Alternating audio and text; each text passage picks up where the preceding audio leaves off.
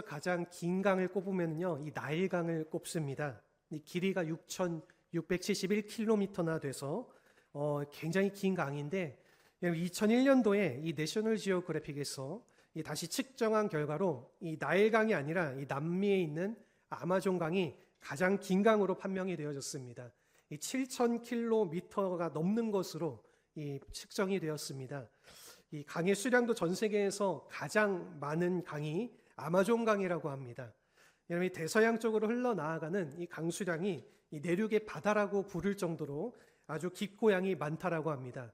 이 18세기에 이 유럽 사람들이 이 신대륙을 탐험하기 위해서 이 미국 대륙 쪽으로 이 오던 시절에 이 스페인을 향하던 이 한 배가 이 남미를 향해서 오고 있었습니다. 그런데 도착할 때쯤 돼서 갑자기 강한 강풍을 맞이하게 돼서 이 수일 동안 이 바다를 헤매게 된 것입니다.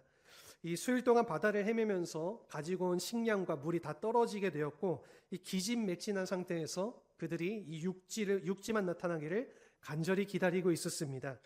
이 며칠을 마시지 못했기 때문에 이 갈증이 이루 말할 수가 없었고, 그냥 두면은 이 죽는 것은 시간 문제였습니다. 그런데 가만히 보니까 희미하긴 하지만은 저 멀리 육지가 보이는 것입니다. 저기까지만 가면은 살 수 있는데 과연 저기까지 가는데 버틸 수 있느냐, 그것이 문제였습니다.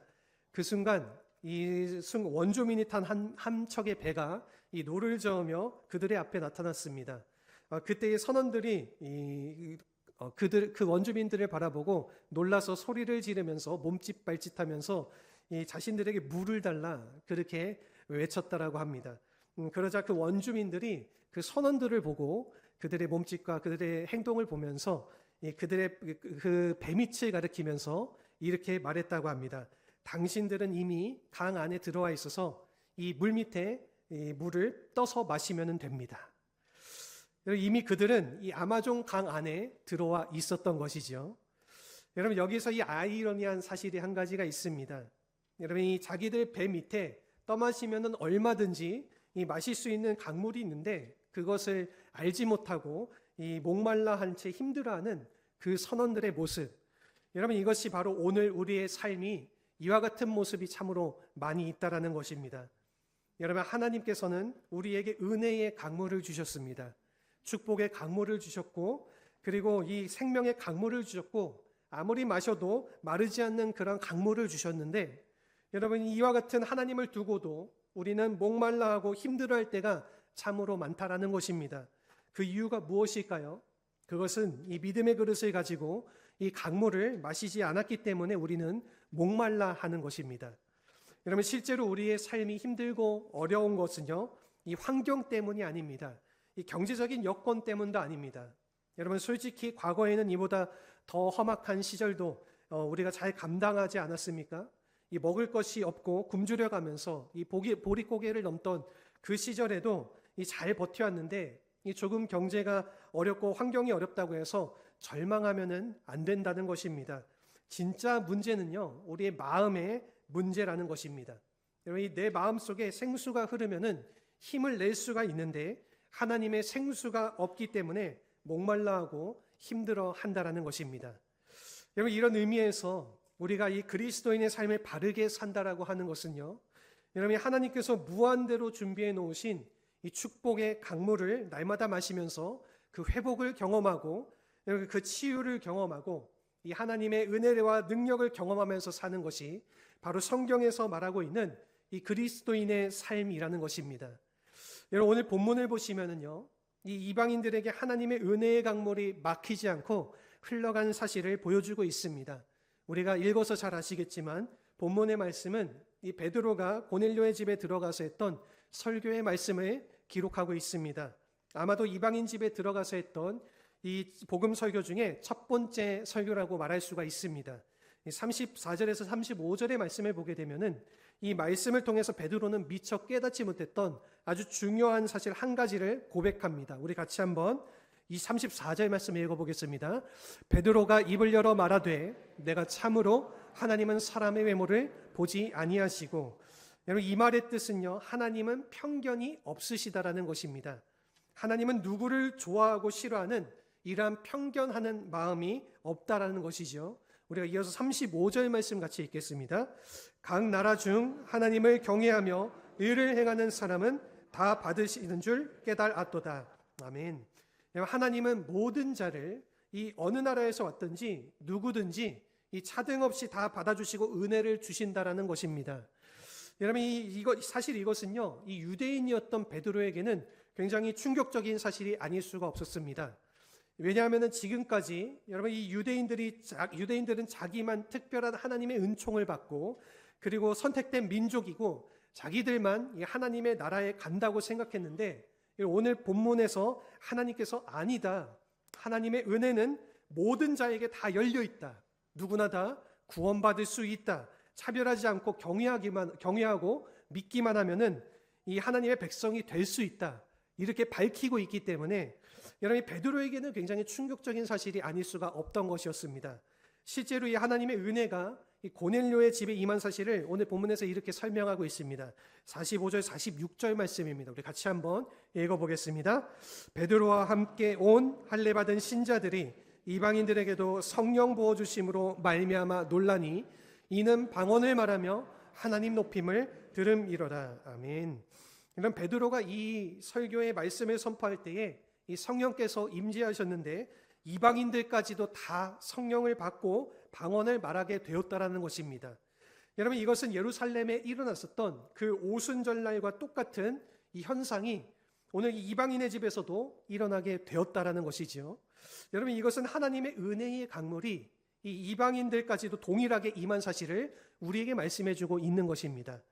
여러분 오늘날도 하나님께서는 우리의 배경이나 학벌이나 피부 색깔이나 혹은 혈통을 따라서 축복하시는 것이 아니라 바른 믿음을 가지면은 누구에게나 은혜를 주시고 성령을 주시고 하나님의 축복을 누리게 하시는 줄로 믿습니다.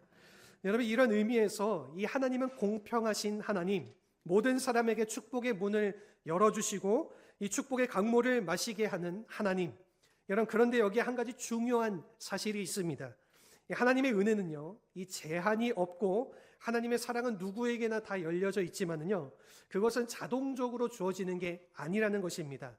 바른 믿음의 자세를 가지고 바른 그릇을 준비하는 자들만이 하나님의 은혜와 축복을 누릴 수 있다라는 사실입니다.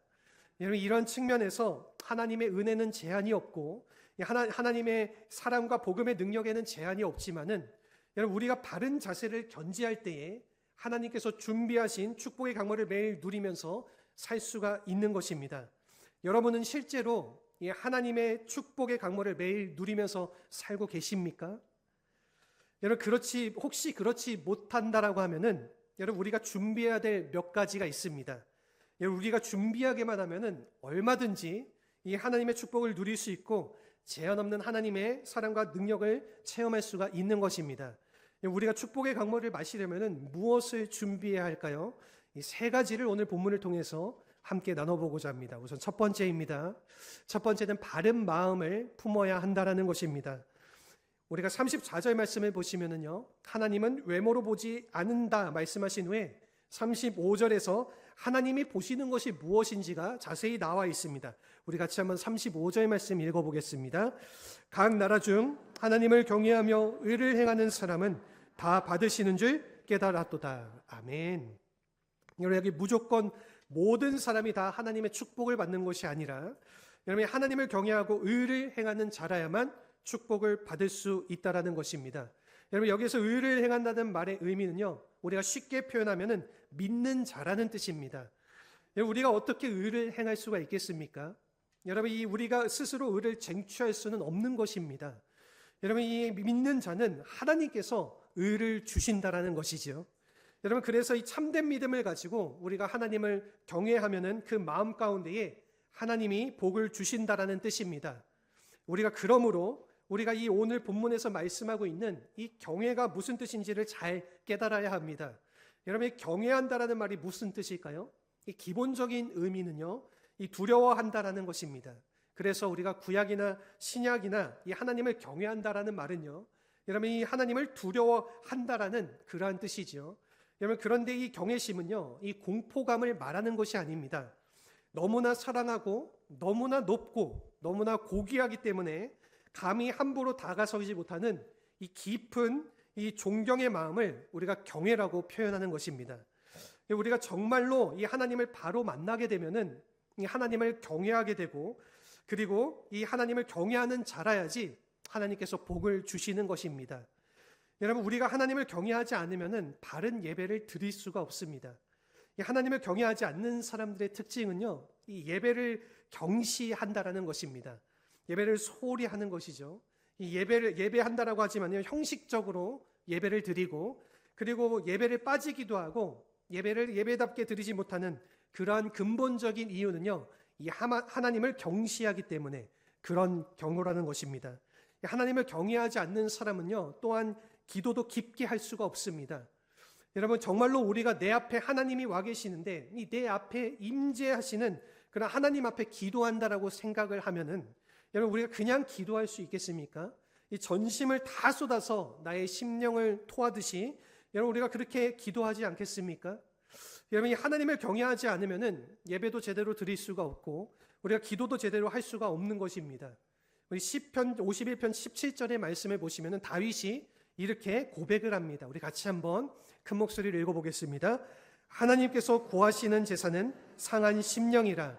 하나님이여, 이 상하고 통회하는 마음을 주께서 멸시하지 아니하시리이다. 아멘. 여러분, 하나님의 임재 앞에 나의 마음을 토로하고 나의 죄를 토해내고 정직한 영으로 하나님 앞에 나아가는 것, 여러분, 그때에 하나님은 절대로 멸시하지 않으시고 우리에게 합당한 축복을 주신다, 그렇게 약속하신다라는 것입니다. 여러분, 하나님께서 이 태초에 인간을 창조하셨을 때에 이 마음껏 먹고 풍성하게 살라고 이 모든 것을 준비해 주셨습니다. 그래서 이 에덴 동산에 4개의 강을 만드시고 시절을 쫓아 열매를 맺게 하시고 그 모든 것들을 이 먹게 하는 그런 축복을 주셨습니다. 여러분, 그런데 인간이 이 하나님께서 하지 말라고 하는 이 모든 것을 다 해도 되는데 하지 말라고 하는 그 한 가지, 이 선과 악을 알게 하는 그 나무의 열매를 따먹지 말라고 하셨는데, 그것을 따먹음으로 인하여서 이 모든 문제가 일어나게 된 근본 원인이 시작되게 된 것입니다. 여러분, 예전에 한 목사님이 이 선악과에 대해서 이러한 말씀을 하셨습니다. 이 선악과라고 하는 게 이 뭐든지 이 뭐라고 하면은 옳다 그르다, 그것을 따지는 것이 선악과다. 그래서 항상 인간관계에서도 이 문제가 어디서 생기느냐면은 나는 옳고 너는 틀렸다, 그렇게 말하는 것에서 모든 문제가 생기고 상처가 일어나게 된다라는 것입니다. 우리가 형제자매가 다투지 않고 하나가 될 때가 언제인지 아십니까? 그것은 남 욕할 때, 그때에 참 마음이 한 마음이 돼서 욕하는 것을 우리가 많이 경험을 하지 않습니까? 여러분, 이 남편들이 모이면은 아내를 욕합니다.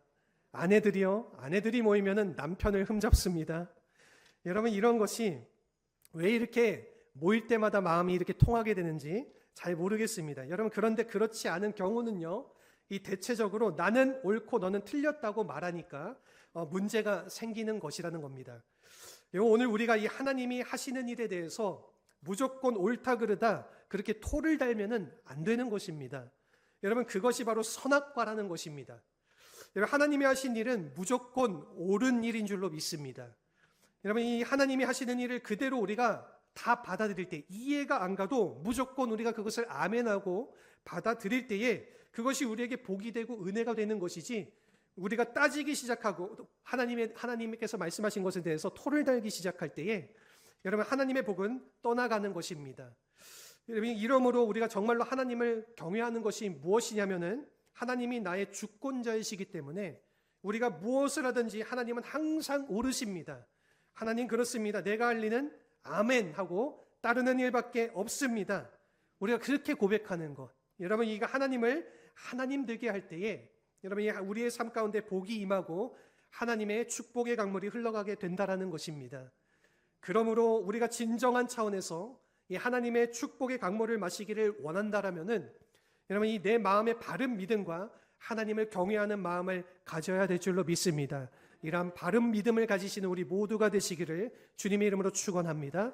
두 번째는요, 이 영적 순리를 따라야 한다라는 것입니다. 이 하나님이 하시는 일에는 여러분, 순서가 있고 절차가 있고 질서가 있습니다. 여러분, 즉 하나님은요 즉흥적으로 일하시는 분이 아니라는 것입니다. 여러분, 그러므로 우리가 바른 삶을 살려면은요 이 하나님이 행하시는 영적 흐름을 잘 따라갈 수 있어야 합니다. 여러분, 그래야지 우리가 하나님의 복을 누릴 수가 있게 되는 것입니다. 오늘 본문 36절 37절 말씀입니다. 우리 같이 한번 읽어보도록 하겠습니다. 만유의 주 되신 예수 그리스도로 말미암아 화평의 복음을 전하사 이스라엘 자손들에게 보내신 말씀, 곧 요한이 그 세대를 반포한 후에 갈릴리에서 시작하여 온 유대에 두루 전파된 그것을 너희도 알거니와. 아멘. 여기서 우리가 36절 37절 말씀에 보시면은요 예수 그리스도의 복음, 이 축복의 강이지요. 여러분, 이것이 어떠한 경로를 통하여서 이방인의 집까지 이르게 됐는지를 베드로가 소개를 하고 있습니다. 여러분, 이 복음의 출발은요 예수 그리스도이지만은 여러분, 이것이 곧바로 땅끝까지 그냥 흘러간 것이 아니라 이 절차를 따라서, 순서를 따라서 흘러갔다라는 것입니다. 여러분, 이 첫 번째가 바로 요한의 세례입니다. 여러분, 이것은요 마음의 준비와 회개를 말하는 것입니다. 이 마음을 먼저 준비시키고 회개를 한 후에 이 갈릴리에서 사역을 시작했습니다. 이 예수님의 사역의 본거지가 갈릴리였습니다. 여러분, 그 다음에 이 온 유대 땅을 두루 거친 후에 그리고 사마리아와 땅끝까지 흘러간 사실을 오늘 성경에서는 말하고 있습니다. 여러분, 그래서 예수님께서 죽으시고 부활하신 후에 제자들에게 이러한 분부를 내리시지요. 42절 43절의 말씀입니다. 우리 같이 한번 읽어보겠습니다. 우리에게 명하사 백성에게 전도하되 하나님이 살아있는 자와 죽은 자의 재판장으로 정하신 자가 곧 이 사람인 것을 증언하게 하셨고 그에 대하여 모든 선지자도 증언하되 그를 믿는 사람들이 다 그의 이름을 힘입어 죄 사함을 받는다 하였느니라. 아멘. 여러분, 즉 이것은요 예수님께서 부활하신 후에 여러분 이 제자들을 부르시고 너희가 이제부터 내 증인이 되리라. 가는 곳마다 이 사실을 증언하라. 여러분, 그 결과 모든 사람들이 다 그 증언을 듣고 이 죄 사함을 받게 되었다라는 것입니다. 여러분, 이것이 사실 하나님께서 준비하신 계획이고 이 흐름이고 그 결과로 모든 열방까지 이 복음의 생수를 마시게 된 그러한 사실을 우리에게 말해주고 있는 것입니다. 여러분, 우리가 실제로 기독교의 2000년의 역사를 정리해 보면은요 하나님의 움직임의 역사가 기독교의 역사를 이루었다라는 것을 확인할 수 있습니다. 하나님이 어디로 움직이느냐에 따라서 여러분 이 역사가 이루어졌다라는 것이죠. 여러분, 이 복음 운동이 예루살렘에서 시작되지 않았습니까? 여러분, 그리고 이 소아시아를 지나서 이 유럽 쪽으로 갔습니다. 유럽으로 간 이 복음이 그 다음 어디로 갔을까요? 이 미국 땅으로 가지 않았습니까? 그리고 이 미국으로 간 복음이 어디로 갔습니까? 한국으로 왔습니다. 우리 한국에 이 복음이 들어온 곳이지요. 그리고 이 한국을 지나서 다시 중국으로 가고 중앙아시아를 거쳐서 여러분 이 중동을 통과하고 다시 예루살렘으로 돌아가고 있지 않습니까? 여러분, 이것이 바로 하나님께서 하시는 모든 일의 순서인데 여러분, 이와 같은 하나님의 영적인 흐름을 우리가 잘 인식하고 하나님이 지금 어디에서 일하시는가 우리가 이것을 잘 주목해야지 진정한 복을 누릴 수가 있게 되는 것입니다. 여러분, 가끔 사람들이 그냥 노력만 하는 경우가 참으로 많이 있습니다. 하나님을 주목하지 않고 열심히 일하시는 분들이 참으로 많습니다. 여러분, 열심히 일한다라고만 해서 모든 문제가 다 풀려지던가요? 그렇지 않다라는 것이지요. 여러분, 하나님에게 주목할 때에 하나님께서 하시는 일에 주목하고 우리가 거기에 동참하면은 하나님이 준비하신 복을 누리게 된다라는 것입니다. 우리 인간의 힘으로 100년 걸릴 일들을 여러분 하나님이 하시면은 하루 만에 하실 수 있습니다. 여러분, 이것이 바로 성경이 말하고 있는 하나님의 능력인 것입니다. 우리가 100년 걸려도 할 수 없는 일이지만은 하나님께서 한번 개입하시면은 하루 만에 그 일이 끝나게 되는 것입니다. 그러므로 우리가 참으로 지혜로운 자가 어떠한 사람입니까? 여러분, 이 하나님이 어디에서 일하시는가를 잘 주목하고 그 일에 동참하는 사람이 지혜로운 자라는 것입니다. 하나님이 부흥을 일으키시는 곳, 그곳에 동참하는 것입니다. 내가 스스로 어떻게 부흥을 일으킬 수가 있겠습니까? 여러분, 하나님이 일하시는데 우리가 동참하기만 하면은 하나님께서 그 놀라운 일을 같이 경험하게 하시고 그리고 하나님의 축복을 나눌 수 있게 되는 것입니다. 하나님은 지금도 곳곳에 축복의 강물을 준비하시고 축복의 물결을 일으키시고 수많은 사람들을 복을 주시기 위해서 일하시고 계시는데 여러분, 이 하나님의 움직이심에 우리가 주목하지 않기 때문에 오늘도 수많은 사람들이 이 축복을 누리지 못하고 있다는 것입니다. 여러분, 그러므로 우리가 진정한 차원에서 이 축복을 체험하기를 원한다면은 이 하나님께로 나와서 하나님에게 주목하고 그분의 움직임에 따라 함께 살아가야 될 줄로 믿습니다. 이렇게 하나님 따라 그 인생을 살아내시는 우리 모두가 되시기를 주님의 이름으로 축원합니다. 우리 마지막으로 세 번째는요, 이 성령의 그릇을 준비해야 한다는 것입니다. 여러분, 하나님의 축복이 땅끝까지 흘러가는데 결정적인 역할을 한 사람이 38절에 기록이 되어져 있습니다. 우리 38절 말씀 함께 읽어보겠습니다.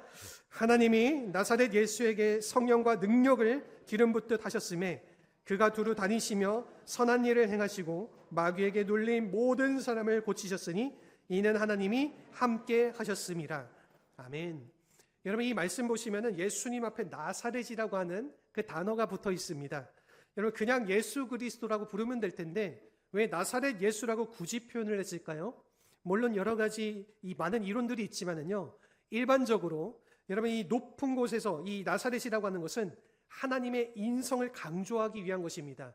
이 예수님께서 저 높은 곳에서 오신 분이 아니라 이 낮은 곳에서 오셨다. 그래서 이 예수님의 낮아지심을 상징하는 단어 중 하나가 바로 이 나사렛이라고 하는 단어입니다.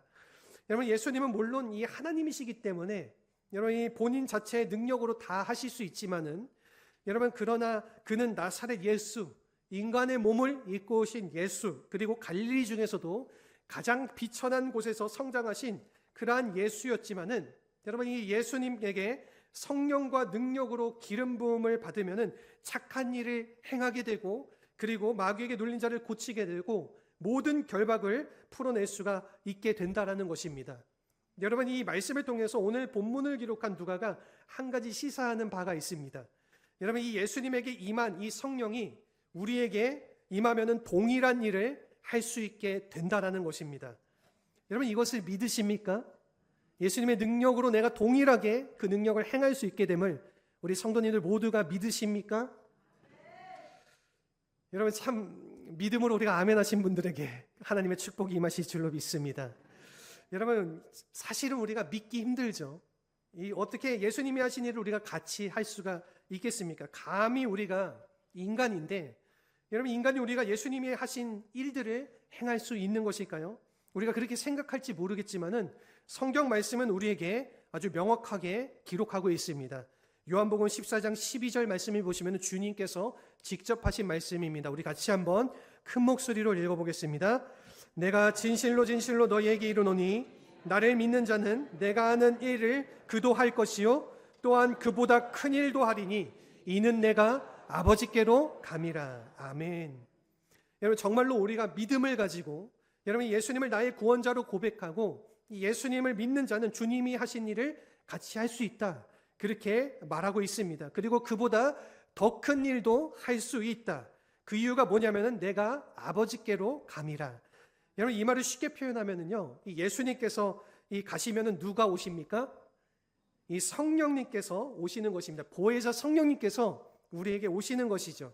여러분, 그러므로 이 말은요, 이제 성령의 시대가 시작이 되면은 여러분, 내가 아버지께로 간 후에 이 성령께서 임하게 되시면은 이 성령을 받게 되면은 너희들이 지금까지 했던 것보다 더 큰 차원의 일을 할 수가 있다. 이것이 바로 사실은 여러분, 복음 사역을 우리에게 말해주고 있는 것입니다.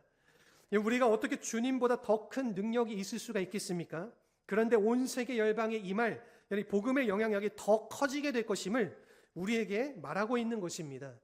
여러분, 이 성령이 우리에게 임하시면 이와 같은 일이 우리에게 일어나게 되는 것입니다. 여러분, 우리 모두가 이 성령님이 우리 안에 내주하고 계신다는 사실을 잘 알고 계실 것입니다. 여러분, 예수님을 믿는 그 순간 성령님께서 우리 안에 오셔서 내주하십니다. 우리 안에 함께 살아 계시는 거죠. 여러분, 그런데 이 성령이 내주하시는 것과 이 예수님 성령의 기름 부음 받는 것은 다른 것입니다. 여러분, 이것을 우리가 잘 알아야 하는 것이죠. 여러분, 이 내주하신다라는 말은 내 안에 와 계신다라는 뜻인데, 이 기름 부음을 받게 되면은 여러분, 이 성령의 완전히 우리가 장악을 당하게 되고, 그리고 성령이 행하심에 따라서 우리가 행하고 살게 되는 것. 여러분, 그때에 오늘 성경이 말하는 것처럼 우리가 귀신을 쫓게 되고 마귀에게 묶인 자들의 결박을 풀게 되고 하나님께서 우리에게 분부하신 모든 착한 일들, 아름다운 일들을 행할 수 있게 된다라는 것입니다. 여러분, 이것을 우리가 바로 깨닫고 성령의 기름 부음을 받는 것을 사모해야 될 줄로 믿습니다. 여러분, 어떻게 하는 것이 이 기름 부음 받는 것일까요? 여러분, 성령의 기름 부음 받는 것이 어떠한 상태를 우리에게 말하는 것일까요? 이 구약 시대를 보시면요, 선지자나 왕이라든가 이 제사장들을 세울 때에 이 기름을 붓는 것을 우리가 볼 수 있습니다. 여러분, 시편 133편을 보시면은요, 이 아론이 대제사장이 될 때 기름 붓는 장면을 시적으로 잘 표현을 하고 있는데, 우리 시편 133편 2절 말씀을 같이 한번 한 목소리로 읽어보겠습니다. 머리에 있는 보배로운 기름이 수염 곧 아론의 수염에 흘러서 그의 옷깃까지 내림같고. 아멘. 여러분, 이 머리에 기름을 부었습니다. 그랬는데 그 기름이 얼굴을 타고 이 뺨을 타고 이 수염을 적시고 옷깃을 적셔서 발끝까지 쭉 내려가는 그 모습, 여러분, 이것이 바로 성령의 기름 부음이라는 것입니다. 여러분, 그러므로 이 성령의 기름 부음은 이 나의 머리끝부터 발끝까지 완전히 이 성령에 흠뻑 적셔져서 이 내 안에 모든 것이 성령으로 가득 채워진 상태, 여러분, 이것이 바로 성령의 기름 부음이고 우리가 이것을 성령 충만이라고 부르는 것입니다. 여러분, 오늘날 많은 그리스도인들이 이 하나님의 성령을 통해서 엄청난 능력을 주셨음에도 불구하고 여러분, 이 성령의 기름 부음을 받지 못했기 때문에 시시하게 산다라는 것입니다. 여러분, 내 안에 성령은 오셨지만은 이 성령이 일하시지 못합니다. 이 성령이 능력을 행하시지 못하는 것입니다. 하나님의 교회가 덩치는 정말 큰데 여러분이 진짜 복음의 사역을 못하는 이유가 무엇인지 아십니까? 그것은 이 성령의 기름 부음이 없기 때문에 할 수가 없는 것입니다. 여러분이 아무리 규모가 크고 시스템이 잘 갖춰지고 수많은 프로그램들이 이 교회 안에서 잘 돌아가도 성령의 기름 부으심이 없으면은 교회가 교회다워질 수가 없다라는 것입니다. 그러므로 우리가 정말로 기도해야 될 내용이 바로 여기에 있습니다. 우리 교회가 이 성령의 기름 부음 받은 교회가 되게 하여 주십시오. 여러분, 예배 시간마다 기름 부음이 있게 하여 주십시오. 여러분, 기도할 때마다 성령님께서 내 마음 가운데 오셔서 내 마음을 장악해 주시고 기름 부어 주셔서 이 하나님만이 주시는 그 권세를 나에게 달라고 우리가 기도해야 될 줄로 믿습니다. 여러분, 그때에 하나님의 크기의 기적이 우리의 삶 가운데 일어나게 되고 우리가 상상할 수조차 없는 수많은 일들을 감당할 수 있게 되는 것입니다. 오늘 우리에게 필요한 능력이 바로 이것입니다. 여러분, 이 세상 사람들에게는 이러한 능력이 없습니다. 여러분, 아무리 노력해도 그들에게는 주어지지 않는 그 능력, 여러분, 그러나 예수님을 영접하기만 하면은 우리에게는 하나님께서 이 능력을 부어주신 줄로 믿습니다. 여러분, 기도하기만 하면은, 나를 주님 앞에 항복해 드리기만 하면은 하나님께서 이 능력을 부어주신다라는 것입니다. 여러분, 그러므로 우리가 안 된다, 할 수 없다, 그렇게 탄식만 할 것이 아니라 하나님 앞에 기도하시기를 바랍니다. 여러분, 성령님께서 임재하셔서 나의 머리끝부터 발끝까지 이 기름 부어달라고 우리 모두 기도하실 수 있기를 바랍니다. 사랑하는 성도 여러분, 우리 모두에게는 갈증이 있습니다. 이 목마름이 있고 이 탄식이 있고 이 절망과 절규가 있습니다. 여러분, 그러나 이 갈증은요, 이 세상의 것으로 절대로 대체할 수가 없는 것입니다. 하나님의 은혜가 우리에게 임해야 합니다. 여러분, 생수의 강이 흘러야 됩니다. 여러분, 성령의 능력이 우리에게 필요한 것입니다. 그러므로 이 목마른 나의 영혼이 간절히 사모하는 것은 여러분, 이 주님의 임재, 주님이 마침내 내 마음속에 임재하셔서 여러분이 나의 마음을 만져주시옵소서. 주님만을 원합니다. 주님만을 더욱 원합니다. 여러분, 세상 무엇보다 주님을 더 원합니다. 내 마음을 만져주시고 내 심령 가운데에 이 모든 상처와 죄악과 아픔들이 떠나가게 하시고 이 성령의 기름 부음을 받아 새롭게 일어나게 하여 주시옵소서. 여러분, 이렇게 우리가 함께 기도하며 나아갈 때에 주님께서 그 기도대로 놀라운 성령의 기름 부음으로 우리의 삶을 채워주실 줄로 믿습니다. 우리 시간 간절히 원하는 마음으로 함께 찬양하며 우리 기도하기 원합니다.